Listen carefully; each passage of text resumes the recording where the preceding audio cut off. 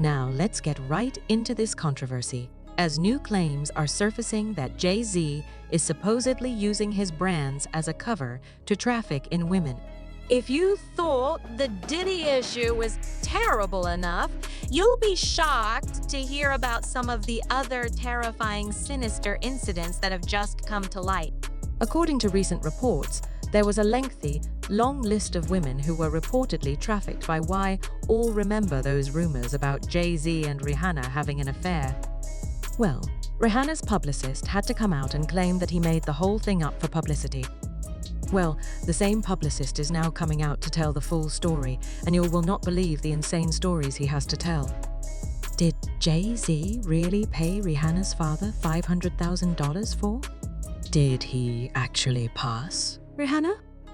The nature of Rihanna's true connection with Jay is something that people have been talking about for a long time, and the rumors have always stayed strong as ever. Let's discuss Tiara Marie around the business before she becomes legal. When Rihanna initially entered the business as a youngster, Jay-Z served as her mentor. Naturally, the two of them achieved enormous success, and Rihanna even shared her first Grammy with Jay-Z. Grammy goes to Rihanna featuring Jay-Z for Umbrella!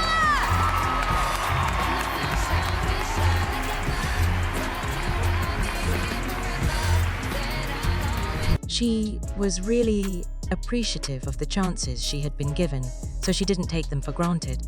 Working with Jay and having a collaboration with him is just one of those things that everyone dreams to do in their musical career. And here I am at 19 years old with the #1 single and featuring Jay-Z. It's just, I can't fathom it sometimes. It's just too much for me it's overwhelming sometimes. But even though he was married to Beyoncé at the time, rumors began to circulate that Jay-Z and Rihanna were secretly having an affair. At first, people weren't too concerned about it because, as you know, false rumors are always making the rounds in the industry, but they didn't go away. In fact, they grew stronger every day.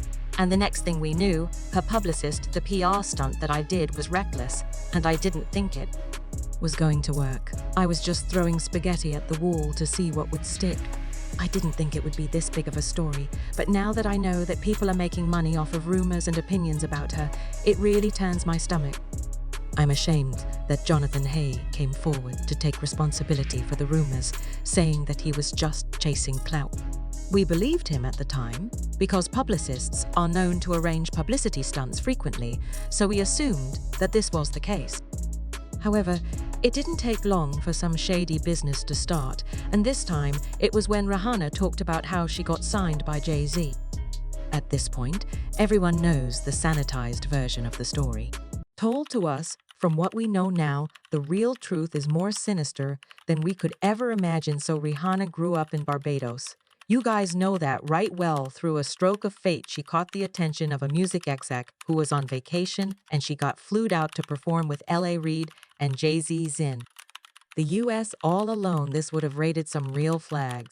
Yet, for some reason, no one really took the time to consider what 16-year-old Rihanna meant when she said that I don't know about you all, but it seems strange to me to keep a 16-year-old child in the office until 3:00 a.m. She should have been accompanied by a parent or guardian, but allegedly she wasn't even more. She was kept waiting in the offices until that time, because Jay-Z was reportedly under strict orders to sign her at all costs.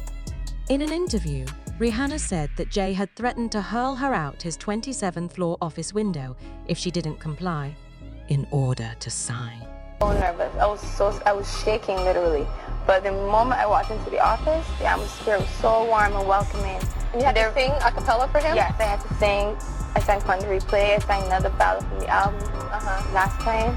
So then what did he say to you? He said something to you. Oh yes, he said, we don't sing songs here, we sing artists.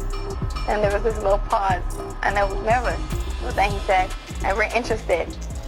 And there was this sudden feel of relief. But then he said something about a window and a door.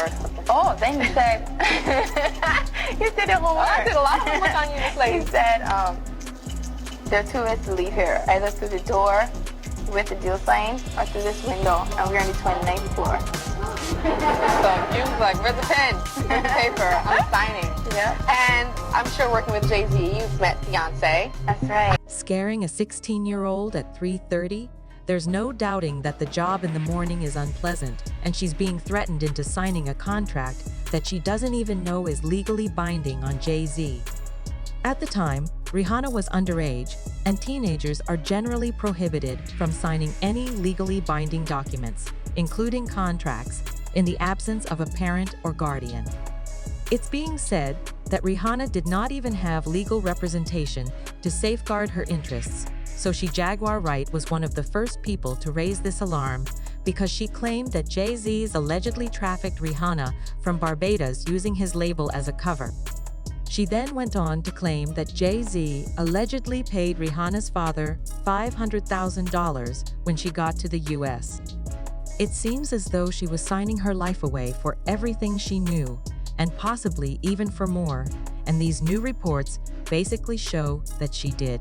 We discovered Rihanna at 3 a.m. in the morning in a hotel on the island where she comes from, with no parental supervision. And then she was put on a private plane from one country to another without parental supervision. And she ended up in a boardroom with Mr. Carter without parental supervision. Y'all got young children. Would you just let your daughter leave and go to a whole other country with some you don't know? Absolutely not. Doing talent shows at 3 a.m. The jigsaw pieces begin to fit together when you realize why on earth Jay-Z would give Rihanna's father that much money, even if this is clearly raising red flags and shades of insane. Jaguar claims that Rihanna disclosed that her father was violent against her and her mother, frequently inflicting physical harm on them. Her father also allegedly sold her to Jay-Z for human trafficking, and her publicist merely revealed this information. However, before we hear from the publicist, let's discuss how Jaguar writers asserted that Jays would allegedly pimp Rihanna to other men in the industry, compelling her to perform mouth action for them at industry events. Things that happened. As reported by Jaguar, this was one of the events that led Chris to touch Rihanna in 2009. Ain't innocent. Cause she was in there giving that job in the coat closet when Chris Brown came and he said, "Oh, it's sucking." Then he said, "I'm done with you," and he stormed out of Clive Davis's house, got into his very expensive car, and Rihanna chased after him. She gets in the car and started fighting on him because he embarrassed her for calling her a and saying in front of everybody that she gave him the herpes at Clive Davis's house the night before the Grammys. Considering that Rihanna had engaged in a lot of strange behavior while recording songs, this job kind of explains why she would not have wanted to continue. Additionally, rumors on the streets claim that Rihanna wasn't even the first woman that Jay-Z reportedly trafficked while using his company as a cover, because he has reportedly been doing this for a very long time, even longer than Rihanna. According to reports, even more women were involved, such as Emil Whitehead, a former Rockefeller artist. For those who may not remember, Emil was the first female signee to Rockefeller Records, and she even accompanied Jay-Z on his Hard Knock Life tour. You know what happens on rappers' tours? I don't want to spell it all out, but drugs, booze, women, stuff like that allegedly. While they were on the road together, Jay-Z would force Ale to do some things to him, as well as other men who were on tour because he liked watching allegedly. What adds a sinister twist to this tale is that Jay-Z had a mill working with Beyonce. It's unclear when or why the romance stopped, but by the sound of it, he was in the studio as he supposedly continued his shenanigans with the dinner behind the scenes. If this is true, then that's some sleazy business. In the 2011 interview, Ale seemed to harbor feelings for Jay-Z, suggesting that the relationship didn't end on her terms. She said, "I haven't spoken to Jay in years, but I really wish I could talk to him because that would just really bring closure to me, but he knows I love him." She may not have much to say in the matter because it is alleged that Jay-Z dumped her and his friends got tired of using her as his plaything. "There was never bad blood between us. Instead, things happened, and I wasn't prepared for the direction my career was taking at the time." I think we all know what she meant. The rumors on the streets now claim that Jay-Z dropped AAL as an artist after using her, and that Jay-Z's alleged actions are the reason why AAL's career didn't take off. But that's not all. Remember the singer Tiara Marie? Rumors on the streets claim that, like Brian, she was a victim of human trafficking while still a high school student.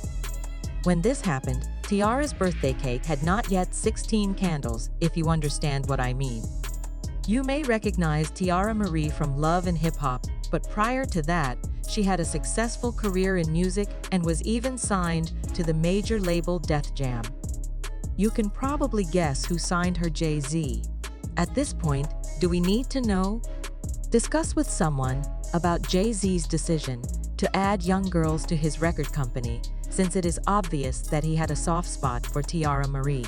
He even claimed to have heard the rock princess giving her plenty of praise